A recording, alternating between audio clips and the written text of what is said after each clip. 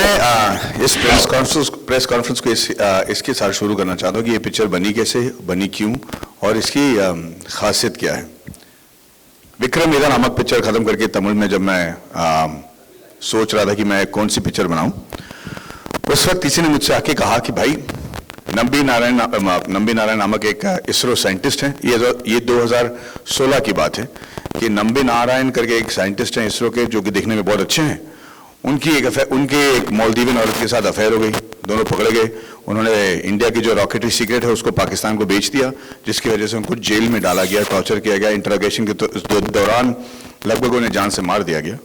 फिर भी वो बाहर निकले और उन्होंने ये साबित कर दिया कि वो बिल्कुल निर्दोष हैं। तो मैंने कहा बढ़िया है यार, good looking ISRO scientist, Maldivian औरतें, तो ये पुअर मैन जेम्स बॉन्ड की फिल्म बनेगी। तो हम इस तुच्छ और बहुत ही नीच इरादे के साथ मैं नंबी नारायण साहब से मिलने ट्रिवांड्रम चला गया। जिस वक्त मैं उनसे मिला उस वक्त जैसे मुझे किसी ने जोर से चाटा मारा हो, क्योंकि नंबी नारायण से मिलने के बाद माधवन आफ्टर नंबी नारायण एक अलग ही इंसान बन गया। उस आदमी में जो तेजस थी, उसके चेहरे में जो रौनक के साथ जो दर्द था, उसके आंखों में जो आंसू थे और उसके मतलब जो प्रेजेंस और ऑरा था, उसको देखते ही मैं समझ गया कि यहाँ कुछ गड़बड़ है। इस इंसान को सिर्फ इस स्पाई केस की वजह से नहीं जाना जा सकता, इनमें कोई तो बात है जो हम मिस कर रहे हैं। पर ये मुझसे बड़े अदब से मिले। उन्होंने मुझसे कहा माधवन साहब मैंने आपकी पिक्चरें देख चुका हूँ और आप बड़े अच्छे एक्टर हैं, मैं आपका फ़ैन हूँ। मैंने कहा बहुत अच्छा। और फिर हम केस के बारे में बात करना शुरू किया और वो एकदम आग बबूला हो गए। उनके होंठ कांप रहे थे। वो मुझसे कह रहे थे कि ये ऐसे इल्ज़ाम मुझ पर कैसे लगा सकते हैं, ये कैसे कह सकते हैं कि मैं देशद्रोही हूँ, ये केस को देखो, हम कहाँ थे, ये औरत कहाँ थी, ये वो। बड़े गुस्से में बात कर रहे थे, मतलब उनके चेहरे पे मतलब ठहराव ही नहीं था। मैंने कहा साहब आप इतना गुस्सा क्यों हो रहे हो, आपको तो मतलब निर्दोष साबित कर दिया गया, कोर्ट ने कह दिया कि आप निर्दोष हैं। और उन्होंने कहा खाक पता है यार, तुझे पता है, मुझे पता है, कोर्ट को पता है, पर आज भी आप मेरा नाम गूगल में डाल के देखो आता क्या है। और वो सही कह रहे थे। जब मैंने गूगल में उनका नाम डाला तो आया कि इसरो स्पाई केस नंबी नारायणन। कहता आज भी मैं स्पाई हूं, मेरे घर पे मतलब लोग लड़की नहीं देना चाह रहे यार। और मैंने कहा कि हाँ बिल्कुल सही बात है।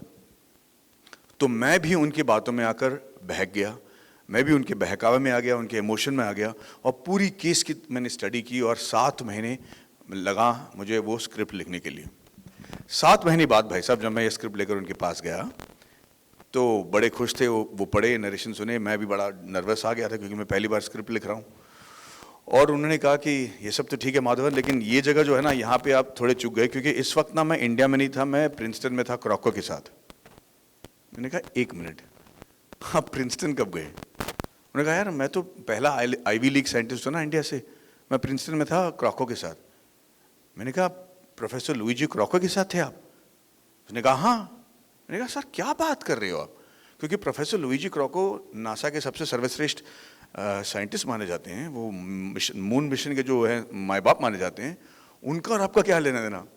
कहता है मैंने उनके अंडर तो मेरी थीसिस की है 10 महीने में।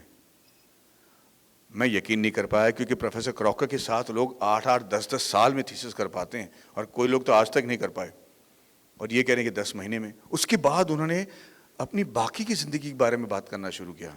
प्रिंसटन, फ्रांस, जहाँ पे वो 72 साइंटिस्ट को लेकर ये प्रिटेंड करते हुए गए हैं कि हम उनको फ्रेंच नहीं आते, लेकिन 3 साल से फ्रेंच सीख रहे थे, वहाँ पे जाके गधा मजदूरी करने के लिए, ताकि वहाँ पे जो वो लिक्विड इंजन बना रहे थे उसके बारे में वो सीख पाए। स्कॉटलैंड में जाकर 400 मिलियन पाउंड के सामान ले आना। यूएसएसआर जाकर उनसे लड़ना, क्योंकि उस वक्त यूएसएसआर टूट रहा था। रशिया ने हमें क्रायोजेनिक इंजन देने का वादा किया था, जो वो दे नहीं पा रहे थे पैसे देने के बाद। और ये तीनों मद्रासी साइंटिस्ट वहाँ चले गए, उन्हें वहाँ पे रशियन को डराया धमकाया, उनको मोहित किया। दिन में उनसे बातें कर रहे थे और रातों रात उड़ान एयरलाइन को मतलब पैसा देकर उन्होंने क्रायोजेनिक इंजन वहाँ से कैसे स्मगल करके वहाँ पाकिस्तान इंडिया लाए। मैंने कहा यार मैं तो यहाँ एक छोटे से James Bond, cheap James Bond की फिल्म बनाने आया था, यहाँ तो आप जेम्स बॉन्ड के बाप निकले। मैं हर बात तो आपको नहीं बता सकता, क्योंकि मुझे लगेगा कि ये छोटी में बड़ी बात है। पर मुझे पता है कि नंबी नारायण सर की खासियत ये है कि जब भी आप उनसे कोई सवाल पूछोगे तो वो इतने परसेप्टिव जीनियस हैं कि पहले वो सवाल का जवाब देंगे जो आपने पूछा, फिर उस सवाल का जवाब देंगे जिसकी वजह से आपने वो सवाल पूछा, और फिर वो सवाल का जवाब देंगे जो आपने नहीं पूछा और पूछने वाले हैं। दैट परसेप्टिव ये है। तो इनके साथ जब हम बातचीत करते हैं तो बहुत सतर्क रहना पड़ता है, because is very very smart. When I showed him the film, it was in Juhu, in Andheri, and everybody in the office was pretending to, work really hard. When the film got over, he came out, and he said, "Madhavan, where is the toilet?" He went to the toilet, and he came out, and we're all waiting, हाथ पीछे करके, और सब लोग ना phone पे बात कर रहे हैं, कि जैसे इग्नोर कर रहे हैं, उनको टाइम दे रहे हैं। तो उन्होंने कहा कि 6 बजे की मेरी फ़्लाइट है ट्रिवेंड्रम, मैं एयरपोर्ट के लिए निकलता हूँ। मैंने कहा बस यही कहना आपको? उन्होंने कहा कि हाँ यार, अभी time, I have to go. मैंने कहा सर पिक्चर कैसी लगी? जनरली हम लोग इस इंडस्ट्री में हैं, और जब भी हम प्रीमियर देखने जाते हैं या फिल्म की मतलब शो कराते हैं इंडस्ट्री वालों को, तो जब लोग आके बाहर आके कहते हैं कि ना भाई क्या पिक्चर तूने बनाई है, मैं बाकी लोगों के बारे में तो नहीं पता लेकिन मुझे बहुत अच्छी लगी, मतलब पिक्चर पिटी। अगर उन्हें बाहर आते कहा कि यार where did you get the heroine from, picture पिटी। उन्होंने अगर कहा कि यार इसका बजट क्या है, क्योंकि बस देखने में तो लगता बहुत बड़ी बजट फिल्म है, मतलब पिक्चर पिटी। अगर उन्होंने कहा कि लोकेशन कहाँ है, मतलब आपने कौन सा सीन पहले शूट किया, अगर ये सब चीज़ें वो कहते हैं, इसका मतलब ये कि पिक्चर का बचना बिल्कुल नामुमकिन है।